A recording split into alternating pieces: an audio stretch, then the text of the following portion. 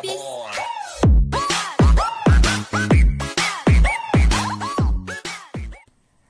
kali ini aku lagi ada di custom ROM Android 11. Menurutku ini adalah salah satu custom ROM yang oke, enak dipakai buat daily maupun buat gaming tipis-tipis.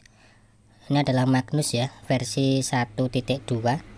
Sebelumnya aku pernah review Magnus juga, agak lama ya.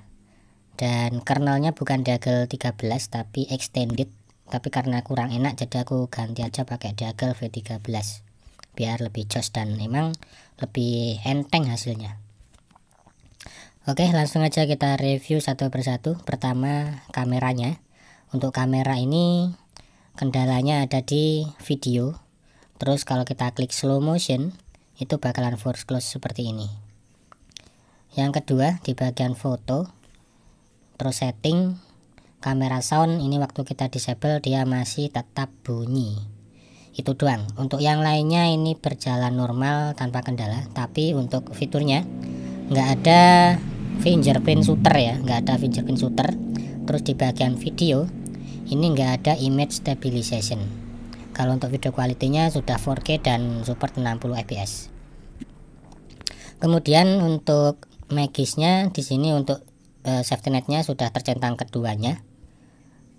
Tapi karena sudah aku rename jadi ya nggak bisa kita cek untuk safety netnya ya. Kemudian untuk Play Store di bagian about paling bawah device is certified ya. Ini setelah ada beberapa kali update.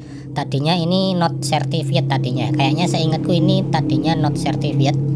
Tapi setelah update sana sini akhirnya sekarang sudah tersertifikasi. Oke, langsung masuk ke bagian dalamnya. Belum ding. Kita cek dulu. Untuk bloatware bawaannya sudah ada audio efek ya. Jadi ini pengganti Mission Enhancer atau Direct. Karena di custom ROM ini nggak ada Mission Enhancer atau Directnya guys. Kemudian untuk aplikasi lain di sini standar aja, nggak ada sesuatu yang aneh ya. Langsung aja lah kita cek dalamnya.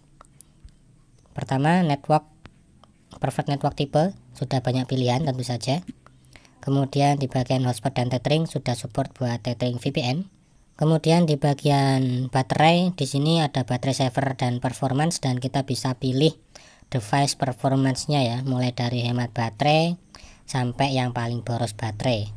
Ini performance mode ya. Untuk penggunaan baterainya ya tergantung ini tadi, kalian bisa atur aja. Kalau pengen hemat ya diatur ke sebelah kiri. Kalau pengen dapat performa yang jos ya taruh di sebelah kanan. Tapi nanti baterainya bakalan cepat boros guys. Kemudian menu display nggak ada yang aneh di bagian sini. Seperti biasa ada color kalibrasi. Kemudian untuk wallpapernya kalian bisa atur di bagian sini. Pilihannya nggak banyak ya, cuman ada ini doang. Kemudian untuk font bisa kalian ubah. Untuk pilihan fontnya cuman ada yang ada di layar ini doang. Kemudian tap to wake nya ini, kalau untuk sleep kalian harus tap di bagian status bar ya. Kalau di bagian lock screen tap to wake nya normal tanpa kendala ya.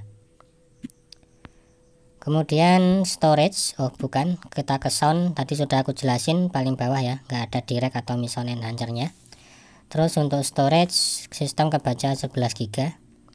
Kemudian untuk security lengkap, ada pin fingerprint, face unlock, app locker, smart lock dan semuanya normal.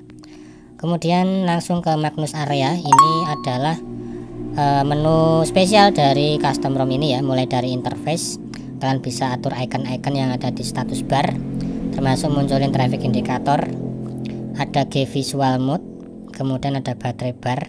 Kalian bisa warnai di bagian sini ya. Kemudian ada quick setting, kayak gini tampilannya. Terus ada lock screen, kalian bisa atur mulai weathernya atau nampilin musim ya, suhu kayak gitu. Terus ada power menu, terus ada gestur, kalian bisa pilih invert layoutnya, tombol back sama reset mau ditukar posisinya bisa di sini. Kemudian ada notifikasi, terus ada lineage part button seperti ini untuk pilihan menunya. Kemudian status bar setting, kalian bisa atur posisi jamnya ada di pinggir apa tengah. Kemudian paling bawah ada miscellaneous. Miscellaneousnya ini ada gaming mode ya. Gaming modenya ini biasa aja ala AOSP, nggak ada yang spesial di bagian ini. About project ada Rift RTX, ada 3 nama di situ. Terus bawahnya lagi ada sistem. Untuk bahasa sudah ada bahasa Indonesia karena ini maintainernya Kang Jaki ya, jadi tentu aja sudah ada bahasa Indonesia. Kemudian paling bawah lagi ada developer option dan memori average nya atau rata-rata 2,6 penggunaannya, jadi mungkin sekitar kesisa 1,6 atau 1,5an. Kita cek running services, 1,9 ya, jadi kayaknya sih untuk RAM 3GB lumayan ngatasi pakai custom ROM ini guys. Kemudian di bagian quick setting nggak terlalu ada yang spesial, yang jelas ada FPS info, terus gaming mode yang tadi. Kemudian di bawahnya masih ada lagi tapi nggak aku naikin ke atas ya, biarin aja di bawah. Yang uniknya ada kalkulator di sini guys, aku belum nyoba sih kalkulatornya bisa apa enggak. Dan ternyata bisa ya untuk kalkulator berfungsi normal. Kalau kita hidupin hotspot sama wifi secara bersamaan tentu aja masih bisa jalan bareng. Oh iya, kalian bisa lihat di bagian dashboardnya itu ada anime ya, kalian bisa masukin gambarnya juga guys.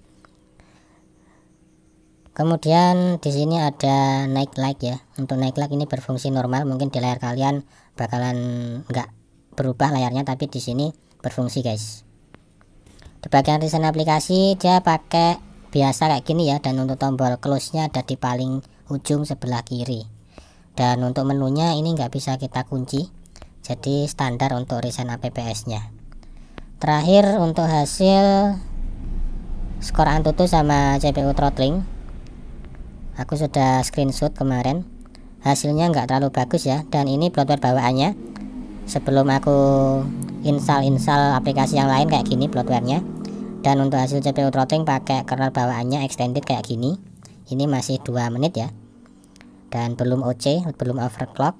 Kemudian hasil Antutu benchmark pakai kernel bawaannya kayak gini, suhunya lumayan hangat, kena 40 derajat Celcius. Kemudian aku ganti pakai Dagel 13 kayak gini, hasilnya lebih stabil selama 2 menit juga.